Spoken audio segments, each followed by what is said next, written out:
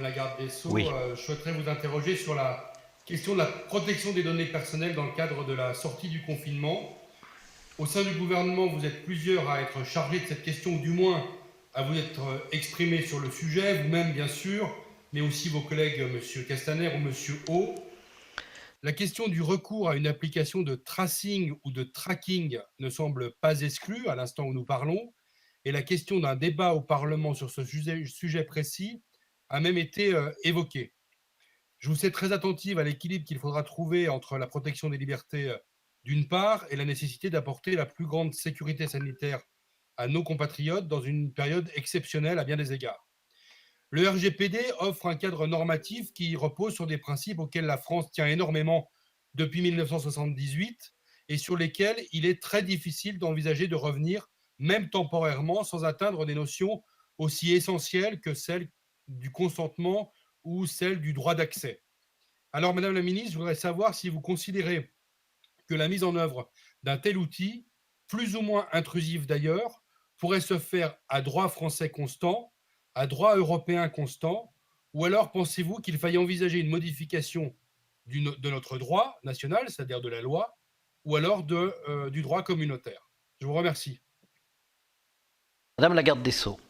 Merci beaucoup, Monsieur le Président. Monsieur le sénateur Hervé m'interroge sur, au fond, cette question extrêmement délicate du tracking, si on peut utiliser ce terme anglais. Un de vos collègues de l'Assemblée nationale parlait hier de tracing. Je ne sais pas si c'est mieux, mais enfin, peu importe.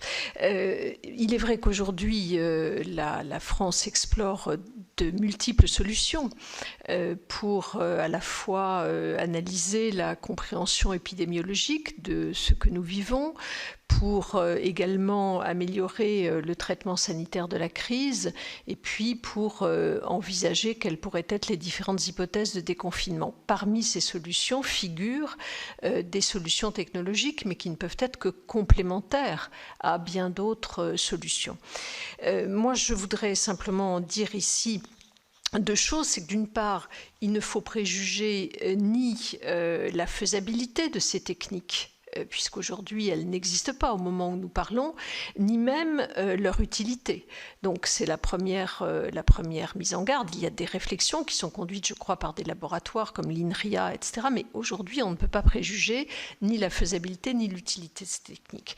D'autre part, en tant que garde des Sceaux, évidemment, ce qui m'importe, ce sont les libertés publiques et les libertés individuelles. Le gouvernement y attache d'ailleurs la même importance que moi. Mais dans ce cadre-là, ce que je veux également dire, c'est qu'il est très difficile de porter une appréciation abstraite sur ces questions et que les outils qui seront créés, s'ils le sont, seront déterminants pour apprécier réellement le degré d'atteinte aux libertés. En toute hypothèse, je serai particulièrement vigilante sur le droit au respect de la vie privée et sur les principes fondamentaux en matière de données personnelles que vous avez adoptés en 2018 en traduisant dans notre droit le RGPD dans la loi informatique et liberté. Il y a également, au-delà de nos textes français, du RGPD, la directive e-privacy, qui est également très importante dans ce cadre-là. Et c'est sur ces textes-là, c'est-à-dire le texte que vous avez adopté. Et ces textes-là, tout cela forme notre socle de valeurs partagées. Et donc, de mon point de vue, si application il doit y avoir un jour, elle ne peut être que sur la base de ce socle-là. Et donc, ce socle, il repose sur deux grands principes fondamentaux et 5 règles adjacentes. Les deux grands principes fondamentaux, c'est d'une part l'anonymisation des données. Cela résulte de l'article 9 de la directive e-privacy. Elle est essentielle et il me semble que nous devons rechercher les mesures de sécurité robustes qui permettent de garantir l'intégrité et la confidentialité des données qui sont collectées. Et s'il devait y avoir une dérogation à cette exigence d'anonymisation, alors là, elle ne pourrait passer que par la loi. Mais il me semble que nous devons absolument respecter cette question de l'anonymisation des données. La deuxième grande principe, c'est le consentement des personnes. Donc anonymisation et consentement, ça c'est prévu par le RGPD. À ce stade, le volontariat sera la clé de l'affaire, et c'est évidemment tout à fait essentiel de le dire. À ces deux grands principes, anonymisation, consentement, s'ajoutent 5 règles qui figurent également dans tous ces textes et qui, me semble-t-il, doivent être prises en compte.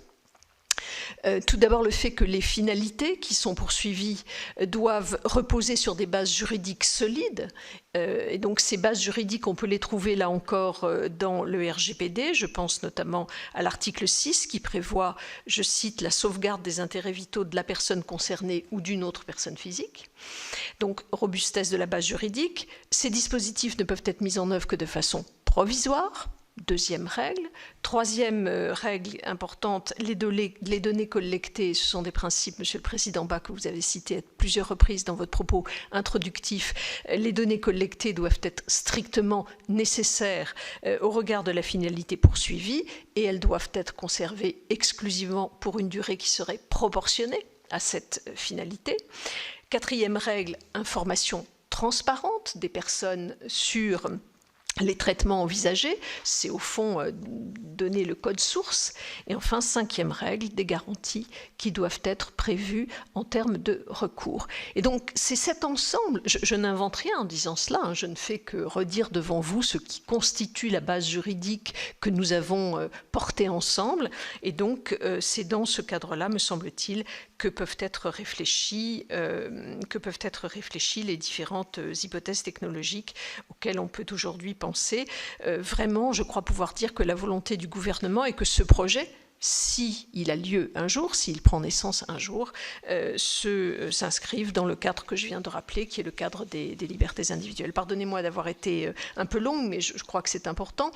Par rapport à la question que posait Monsieur le sénateur Hervé, la Commission européenne a adopté très récemment, hier je crois, une recommandation disant que l'Union européenne a priori n'entend pas légiférer, forcément puisque nous avons les bases juridiques que je viens de rappeler, et que l'Union européenne se bornera à des mesures type lignes directrices ou recommandations pour inciter les États membres à développer éventuellement ce type d'outils dans le respect du droit européen.